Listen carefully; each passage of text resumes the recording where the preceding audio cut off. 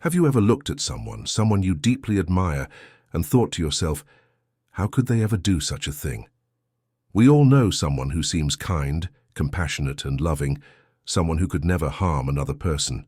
Yet, time and time again, we see people seemingly good at their core doing things that are beyond our understanding. We wonder, why does this happen? Why do good people sometimes turn into monsters? This question has haunted philosophers, psychologists, and countless thinkers throughout history. And today, we're diving deep into that mystery. Before we go any further, I want to ask you something deeply personal. Think back to a time in your life when you felt deeply wronged, when someone hurt you in ways that made you question their humanity. How did you feel about them?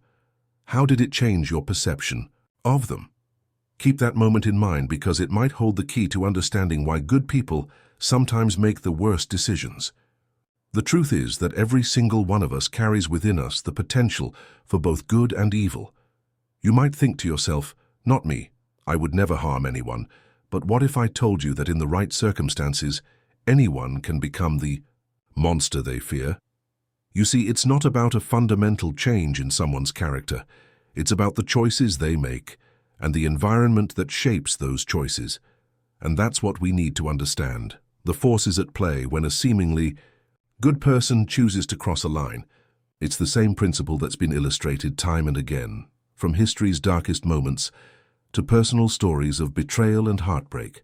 In this video, we're going to explore how this transformation occurs, why it's often driven by the deepest aspects of our humanity, and how we can guard ourselves against it. But first, let's break down the key question. What does it really mean to be good or evil? We often define people as good or evil based on their actions, but the truth is much more complex. At its core, every action we take is the result of an interplay between our inner beliefs, desires, and external pressures. No one is born a monster, and no one is born a saint. We're all products of our environment, our experiences, and the choices we make. But here's where things get interesting. Sometimes we don't even realize we're slipping into darkness.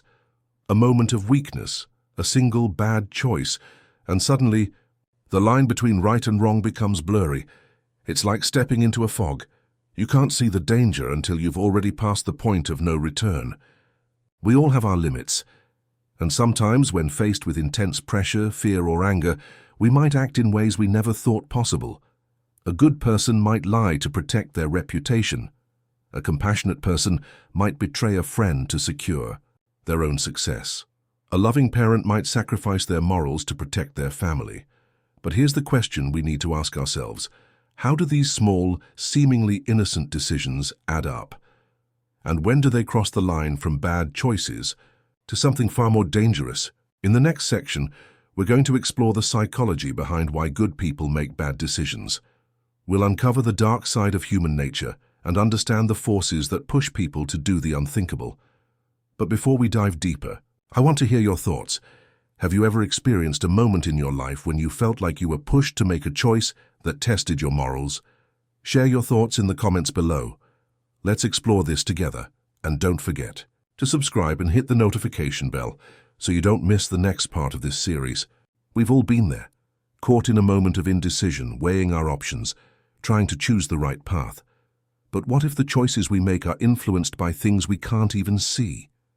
What if the factors driving us are more powerful than we realize? Understanding why good people turn into monsters requires us to explore the complex psychological forces that influence our moral choices. It's not enough to say someone made a bad decision. It's important to understand why they made that choice in the first place. Let's start by breaking down the core elements of human behavior. At the heart of every decision lies a balance between our internal values and external pressures. But when one of those forces becomes overwhelming, it can push us into actions that we might otherwise never consider. The first factor we need to understand is social influence, the pressure we feel from the people around us. We're all born into a web of social norms, expectations, and cultural values. From the moment we're born, we're conditioned to behave in ways that align with the group we belong to.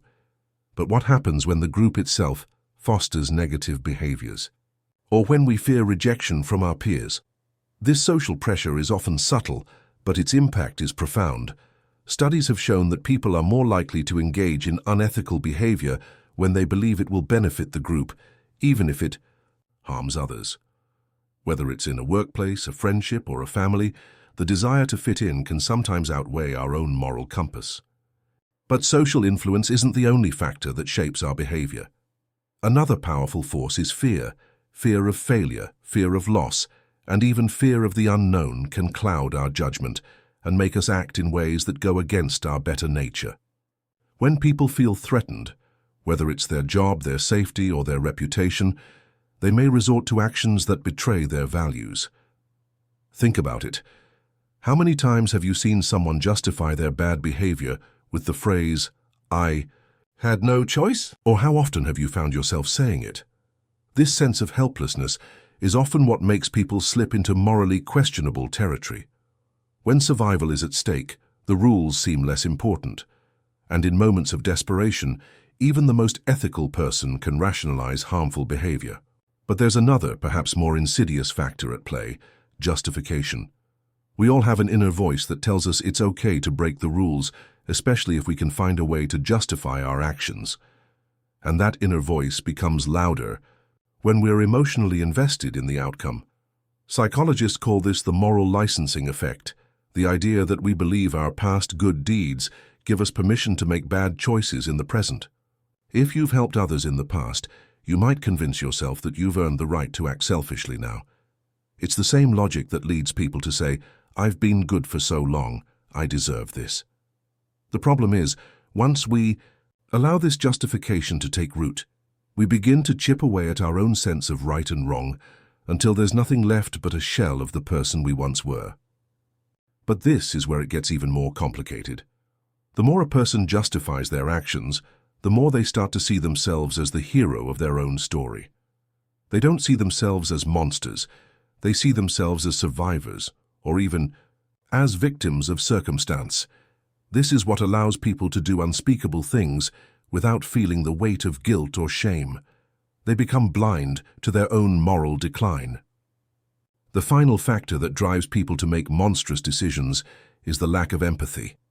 Empathy is what keeps us human. It's what allows us to connect with others and understand their pain. But when people become disconnected from the suffering of others, when they stop seeing the humanity in others, it becomes easier to justify harm. This happens more often than we realize. We see people dehumanizing others in times of conflict, using labels and stereotypes that strip away the complexity of the individual. It's easier to hurt someone when you don't see them as a person, and once that line is crossed, it's all downhill from there. So when we look at a person who has done something horrific, we need to ask ourselves, what forces were at play in their decision? Was it social influence, fear, justification, or a loss of empathy? More often than not, it's a combination of all of these. And the scary thing is, it's a pattern we all can fall into. In the next section, we'll explore real-life examples of how these forces come together and how they can turn even the most seemingly good-hearted people into something unrecognizable. Now that we've uncovered the psychological forces at play, it's time to look at the real-world examples that show just how quickly and easily a person can slip from good to monstrous. These stories are not fictional.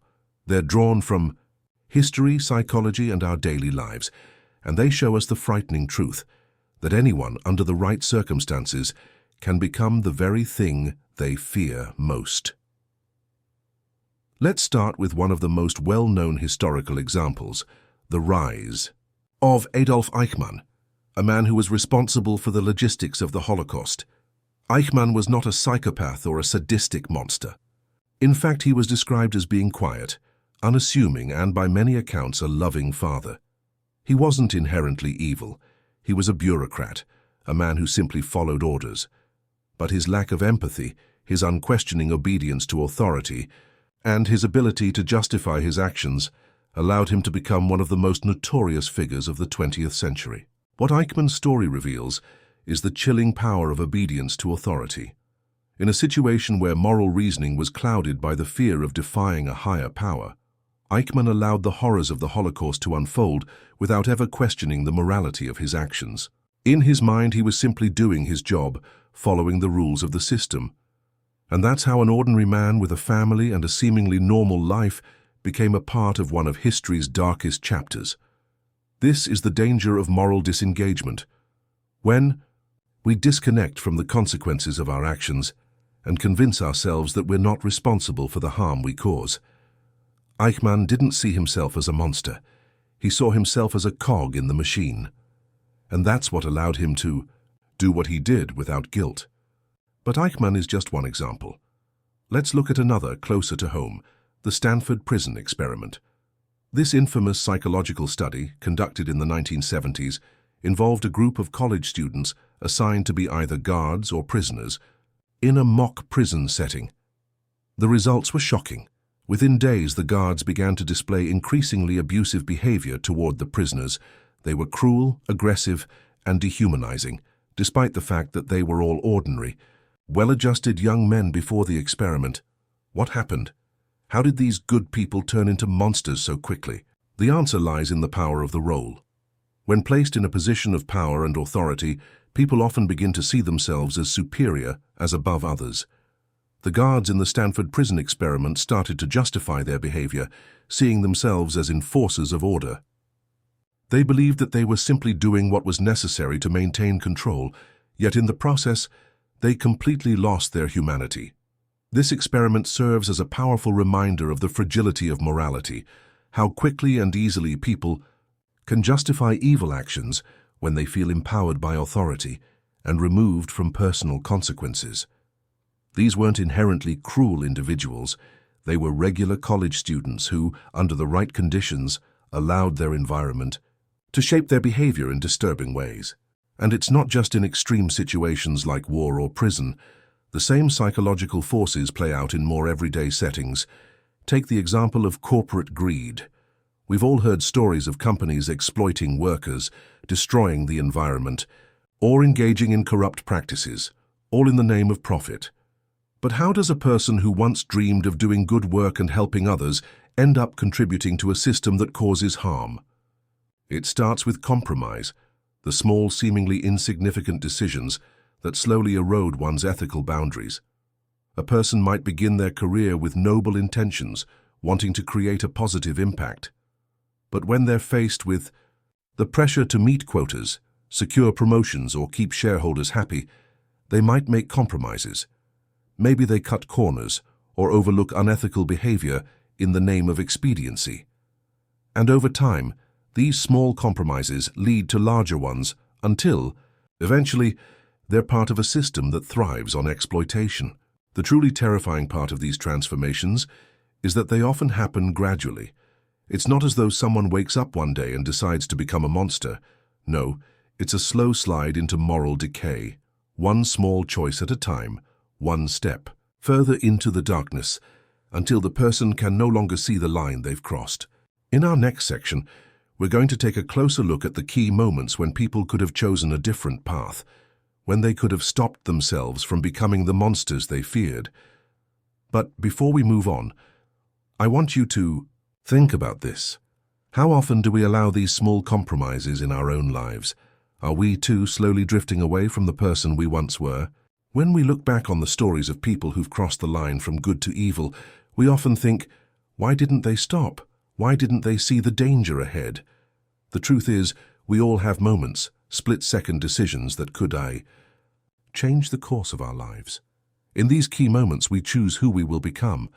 It's not always the big, dramatic actions that define us. Sometimes it's the quiet, internal moments where we make a choice.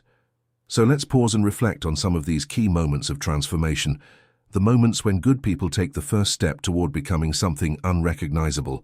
These moments often pass unnoticed, like a ship passing through fog, but they are without a doubt the most critical. The first moment happens when we turn a blind eye. It's easy to ignore something that doesn't directly affect us, something that doesn't seem to involve us.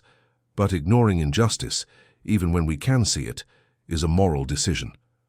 And it's one that chips away at our sense of right and wrong.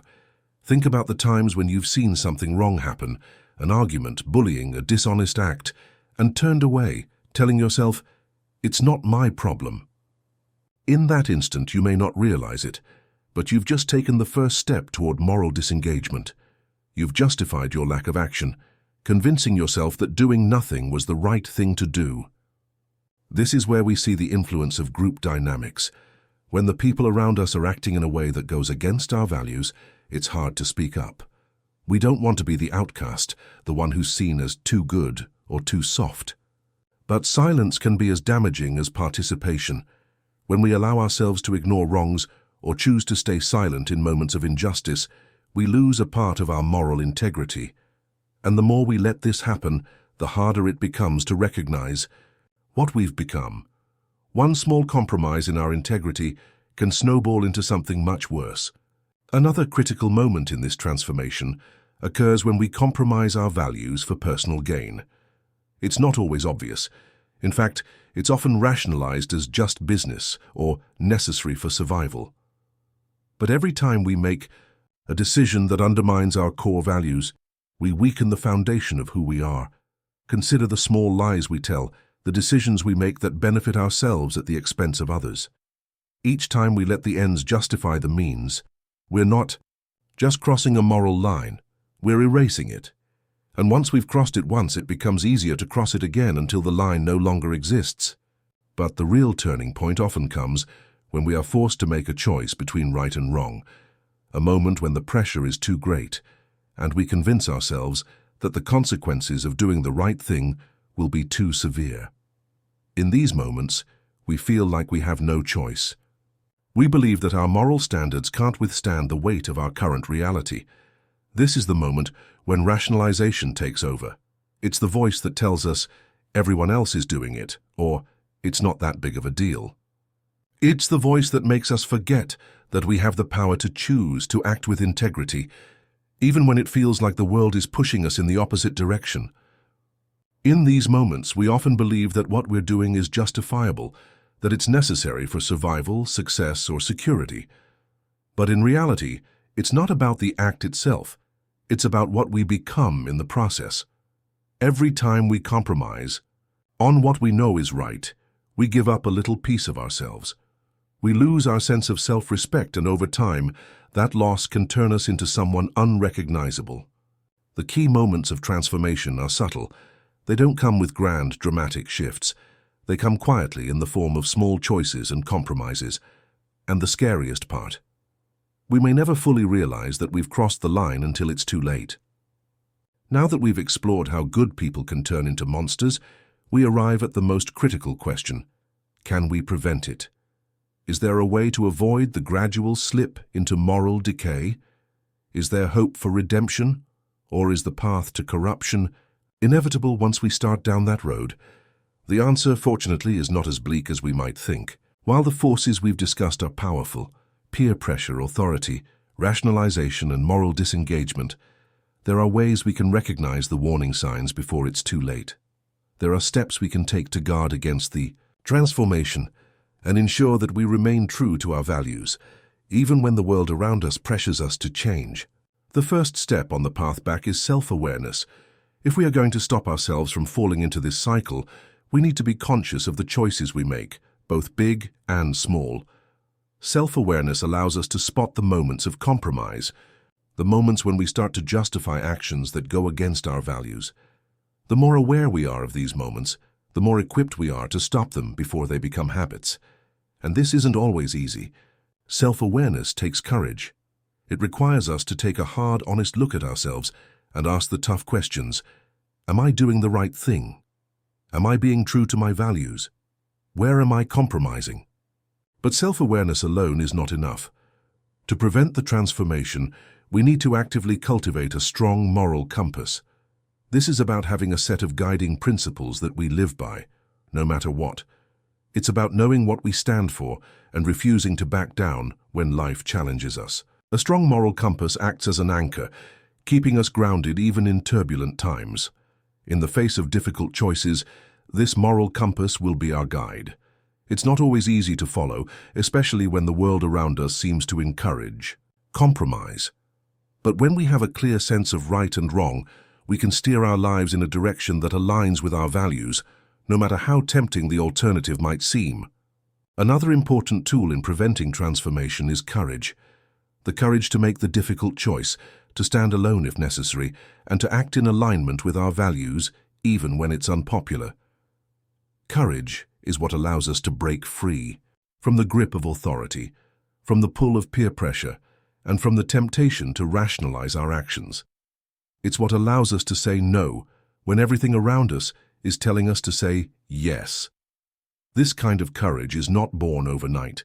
It's developed through practice, through small acts of bravery. Every time we act with integrity, even when it's hard, we build the courage to do it again, and over time, we cultivate a strength that makes it easier to choose the right path, even when the world is pushing us in the wrong direction. Finally, to prevent the transformation, we must nurture our ability to empathize. It's easy to dehumanize others when we don't understand their struggles, their pain, or their humanity.